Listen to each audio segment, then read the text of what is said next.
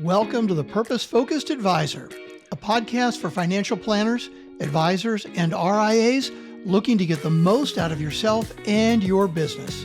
Join Rob Brown and Phil Calandra as they walk you through a journey that will allow you to take action in your business and your life so you can be the best that you can possibly be.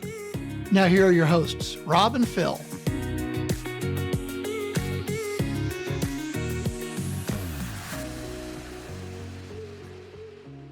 Welcome back to the Purpose Focused Advisor. Rob Brown here along with my good friend and partner, Phil Calandra. Phil, welcome to the podcast. Good to be back, Rob. Good to be with you as always. Yeah, you've been absent a little bit the last couple of months, and I miss having you on the podcast, so it's great to be together. So you're probably not listening to this podcast on the day that it is released, because this podcast will be released on Thanksgiving Day of 2024, but it is my favorite day of the year, as my wife likes to remind me, because we get to get up early, and my daughter Morgan and I in chief, although my other daughters help too, bake two delicious turkeys for the traditional Thanksgiving meal, and this year one of my grandsons will be able to help. So this is definitely a Thanksgiving episode of the Purpose Focused Advisor. Yeah, so good. You know, there are a lot of great Thanksgiving traditions, maybe more so than the other year-end holidays like Christmas and New Year's, but Thanksgiving always carried with it some special memories and special moments. So I had one question with this early morning turkey fest. Do you have the Macy's Thanksgiving Day Parade on TV in the background? Just curious. Well, usually we are preparing turkeys so early that the parade hasn't started, or at least not started on TV. But part of our morning tradition is, once we get everything organized the way that it needs to be, we'll definitely watch Santa Claus finish out the Macy's parade. Yeah. That again, that's one of the memories that I pull on. Yeah. But we can't just talk about my Thanksgiving with my family, even though it's something that I am definitely grateful for. But what we thought our audience might enjoy is maybe thinking about Thanksgiving and gratitude in some different ways, just based on what's going on in our lives in the world today, but also using gratitude as a tool. So that's our goal for this episode. So if you're listening in and you're thinking, gosh, gratitude is a tool, how can I leverage those things that I am grateful for? Hopefully we'll help you do that. And we want to start that out by sharing the number one thing that Phil and I are grateful for this year, or right now. And Phil, I'm going to let you take first crack at that.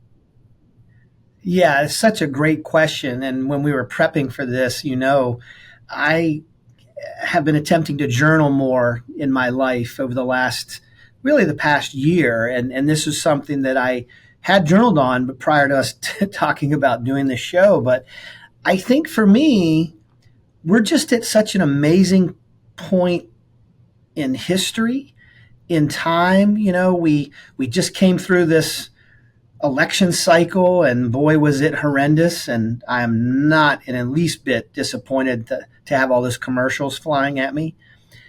But just think, as a financial advisor, as an entrepreneur, as somebody that has the opportunity that we have right now in this moment in history.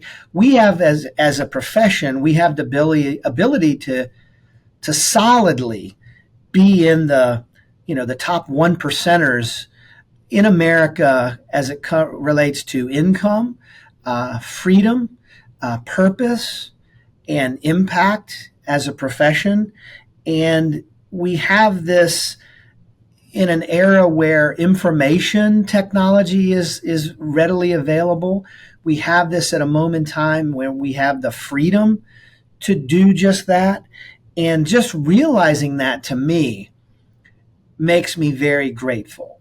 That puts me in the element of gratitude, not just at Thanksgiving, not just this time of year, but as I really think about it, what better time than now to live in this country and to be in a profession such as advisory to make an impact on the communities that we choose to serve? Yeah, that's great, because it is so easy to take gratitude for granted. And we want to highlight it during a period like this, and we should. I think stopping and reflecting on it can be very healthy. But I love the kind of action tip that you gave our audience as you talked about where you got your idea from, the fact that you've actually been journaling. And if you do journal, there can't be a better thing to journal on is those things that you are grateful for, because when you stop to think about those, it helps you get over the stinking thinking that could be holding you back. It helps generate new ideas for doing more for the people that you serve, whether it's your family or your clients or the causes that you care about. So I love that, that number one idea is just being really grateful for what you do, who you do it for, and the freedom that we all have to do it. Yeah. And one of the things that I wrote in my journal, and this was dated back September 26th of 2024, and this was by David Schwartz. And many of you have heard me talk about David Schwartz before. He was the author of The Magic of Thinking Big. David Schwartz was also a professor at Georgia State University. And the reason I like to tell this story is when my grandfather was the head of Third Army recruiting at Fort McPherson, Georgia, he hired David Schwartz to do leadership training for one of his charges, one of his outfits. So I want to read this to you because I think it's just perfect. Nothing can stand up to gratitude. There is no negative emotion, not fear, not self-doubt, not sadness, and certainly not anger, that can survive exposure to gratitude. And when I read that again today, 2 months later, how perfect is that? Because when you have an attitude of gratitude, that's cliche. Everybody says attitude of gratitude. No, but really when you think about having this gratitude in your heart, in your mind, in the way that you approach our vocation, our work, there isn't anything negative that will overtake you. You will beat it with the attitude of gratitude. So I thought that was a great thing to point out. Yeah, that's awesome. And what it makes me think about is one of the top things that I am grateful for this year, and it is actually the decision to change the focus of this podcast to the purpose-focused advisor. That was a big decision. It was difficult to walk away from another name that I was attached to, that we were both attached to.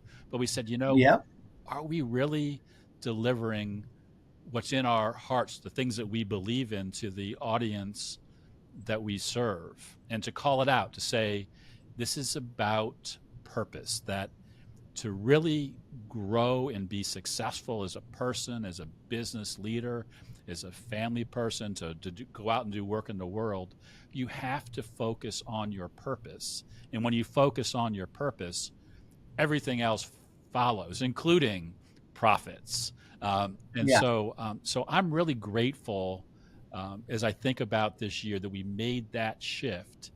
And I would extend that by saying it's been fulfilling because I have been able, through this podcast, to meet a lot of people with real purpose who maybe never stop to think that the reason they do what they do, the reason they've had the success that they've had, the reason they serve the people that they serve, is because they do it with purpose, and they do it with purpose, and it's intentional, even though It may not be, they may not wake up in the morning and say, I am going to be intentionally purposeful, but they've built businesses that are intentionally purposeful. So I think that's something that really stands out to me when I think about what I am grateful for in this season.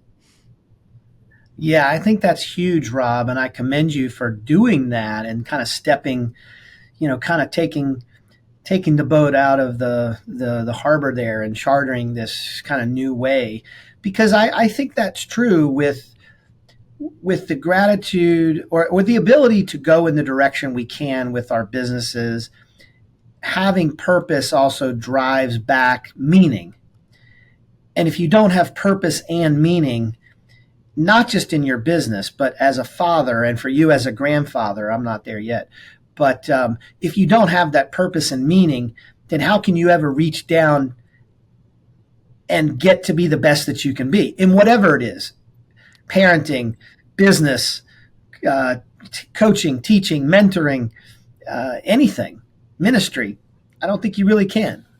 Yeah, no, I think that is absolutely right. And we don't stop often enough to appreciate the power behind purpose, and a lot of the power in purpose comes from gratitude. I can think of a perfect example. I was recently talking with a client, and the conversation literally ended in tears. Mm. And it just hurt my heart that we could have a coaching session where the client at the end was so upset. And so I reached out a couple of days later to follow up to see if this client was doing okay.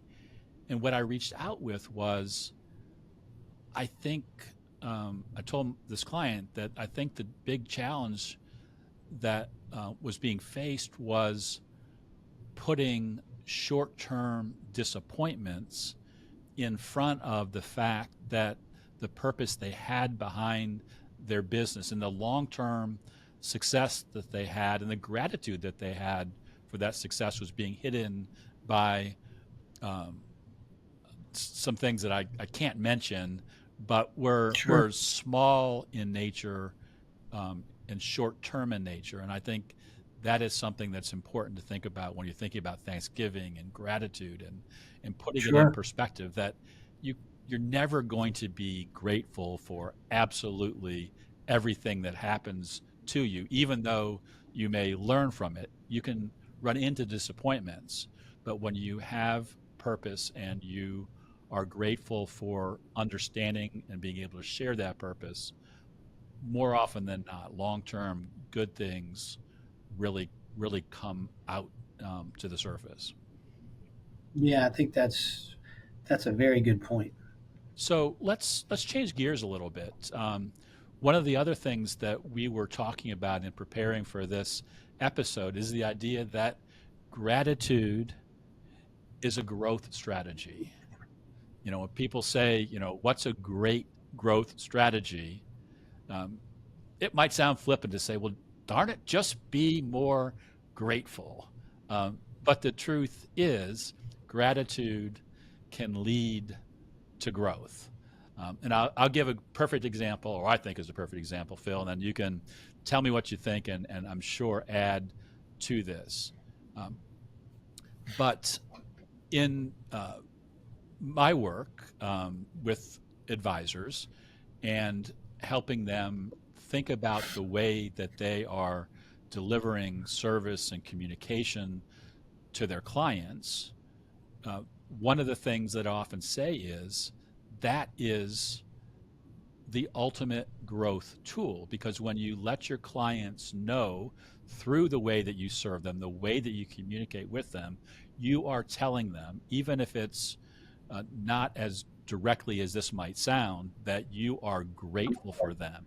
You're grateful that they trust you with all that information that they share, both the data and then how they feel about living in their future, that they trust you, that they are willing to come to you when they have additional questions, that they want to share you through referrals and introductions with their family and friends, that becomes an incredible growth strategy for building deeper, stronger, more meaningful, and more in total client relationships. So that to me is one of the ways of thinking about gratitude as a growth strategy.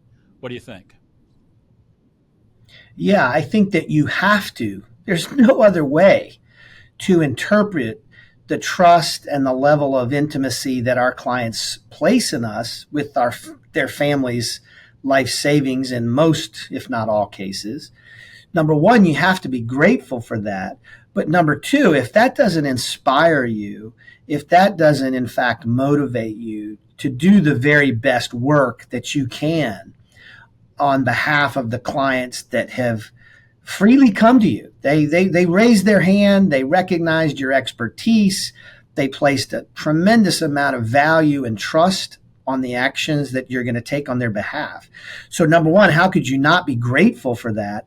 And shame on you if you aren't, because if you can express that gratitude back to them, I'm working on my Thanksgiving letter that will go out. It does go by email now, but I still do snail mail twice a year. But are you sending out a letter, an email? Forget the damn commentary about the market. Tell them you're thankful. Tell them you're grateful for the ability to work with them and their family and what they've entrusted you to do. And I think if you do that, it just builds in your own heart so much motivation. And that's the way I interpret the growth strategy. How could you not grow from that experience? And if you can't, then, I don't have much hope for you as a compassionate, successful financial advisor. It's probably you're doing it maybe for the wrong reason. Yeah. I don't know. Yeah.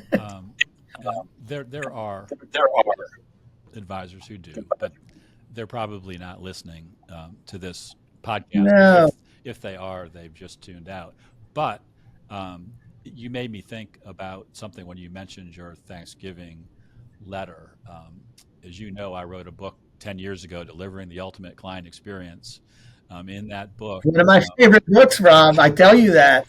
Still one of my favorites. in that book was a template, or one of the online resources that was attached to getting that book was actually a template for a Thanksgiving letter. And not a year goes by where I don't get an advisor or two sending me an email saying, Rob, I remember you had that Thanksgiving letter. Can you share that with me again?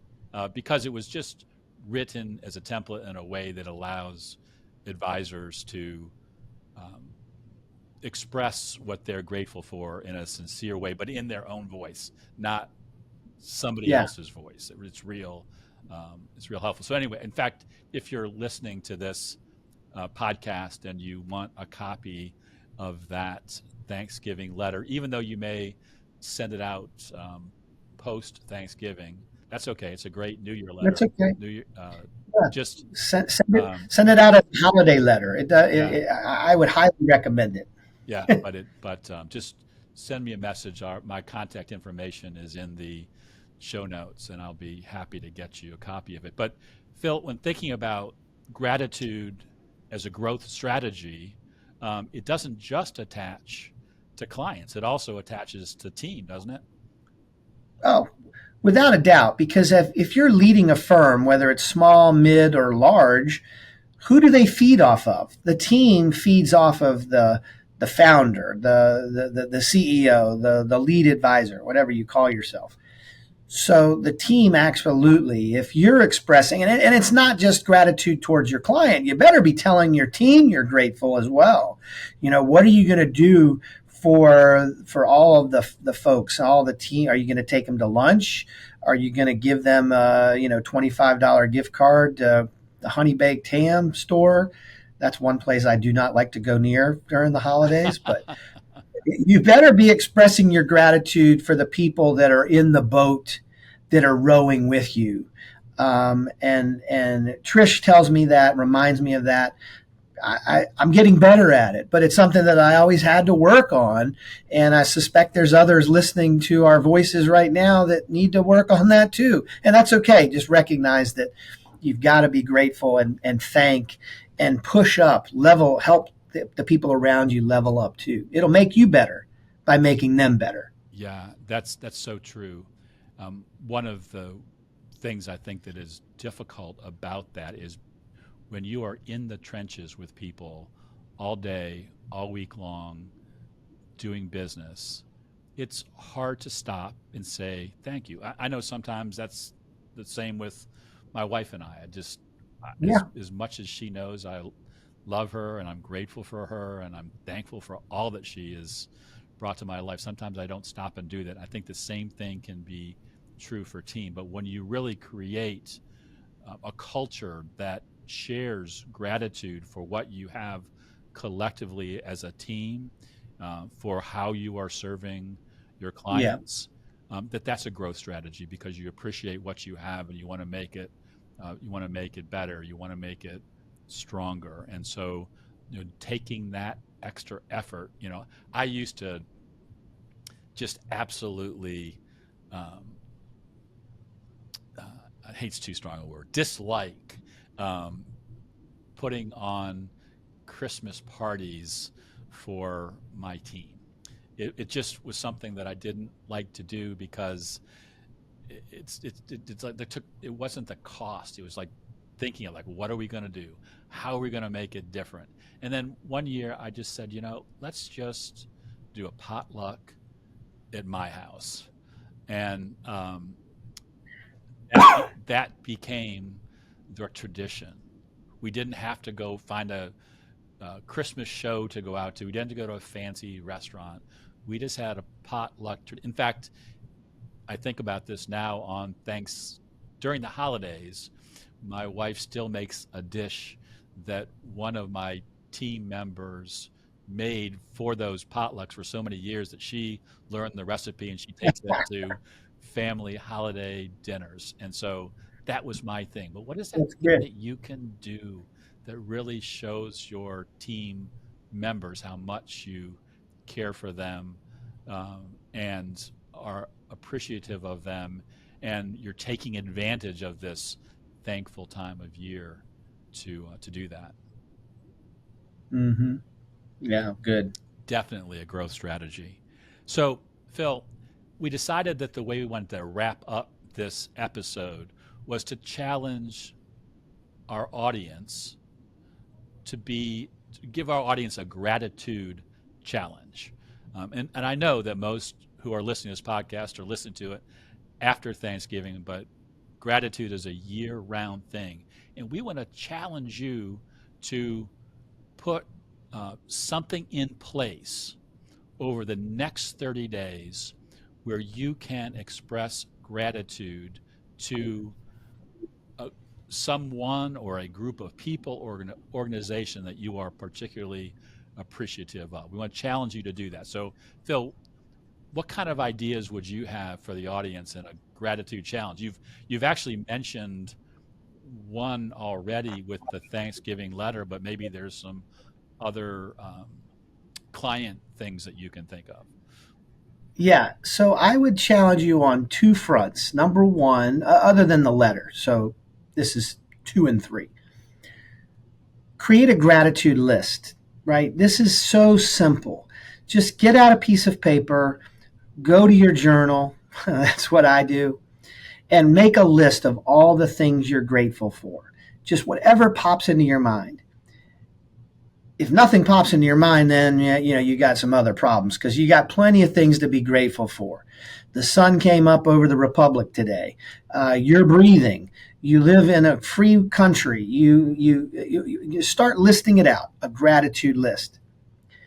The second challenge is, if you're on social media, most people, not everybody, but most are in Facebook or Instagram or your LinkedIn.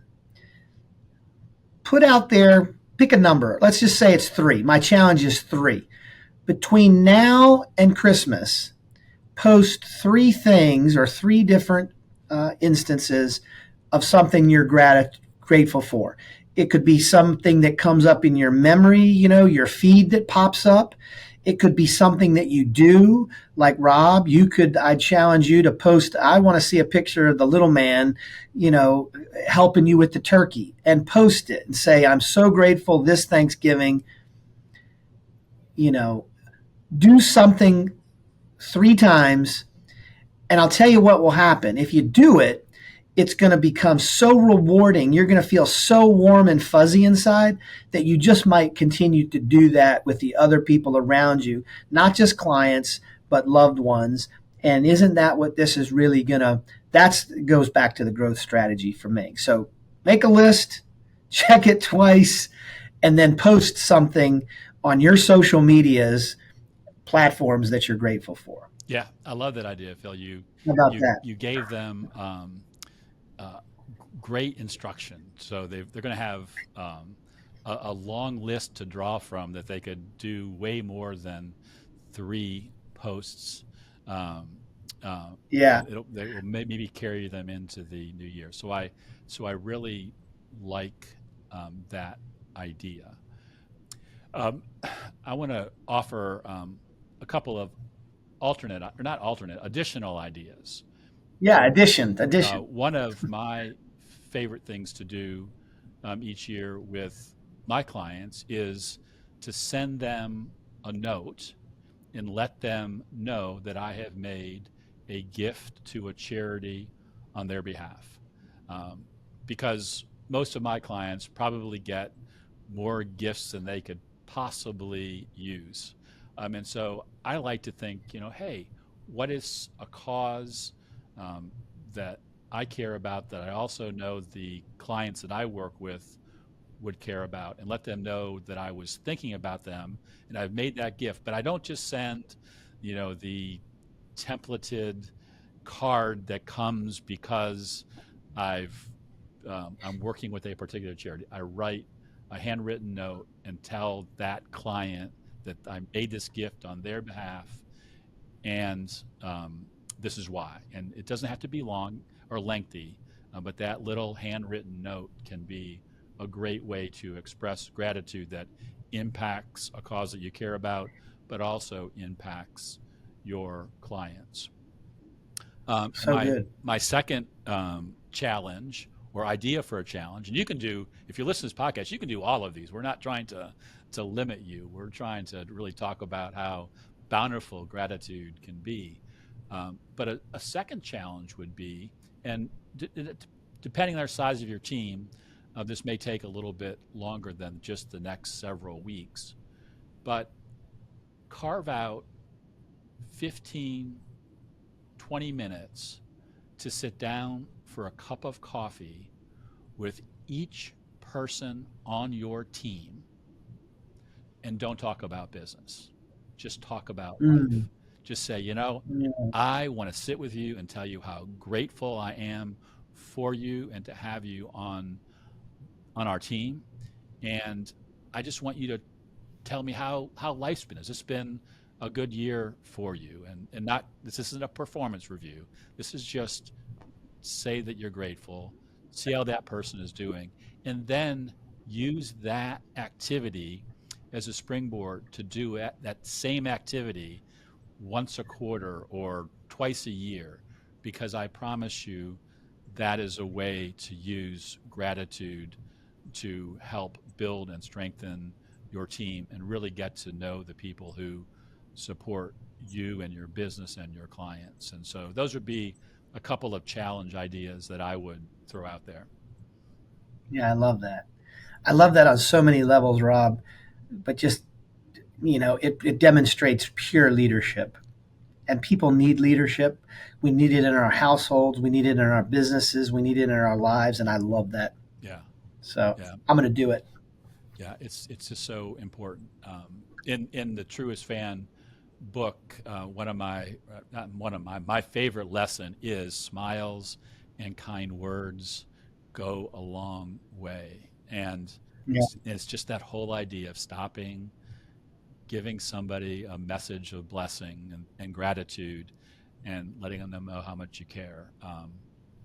And And it might seem phony at first. You might say, well, gosh, I've never done that before. I'm just doing it because they said that gratitude is a growth strategy. Well, that's okay. Just suck it up, because turn that into a habit. And I promise you, it will make your business and your life and your relationships more meaningful. So good. Yeah. All right, Phil, I guess it's time to land the plane. We are right on the 30-minute mark. I would be remorseful if I didn't stop to say thank you for being a good friend, a partner on this podcast, and someone who just constantly picks me up. And so I really appreciate that.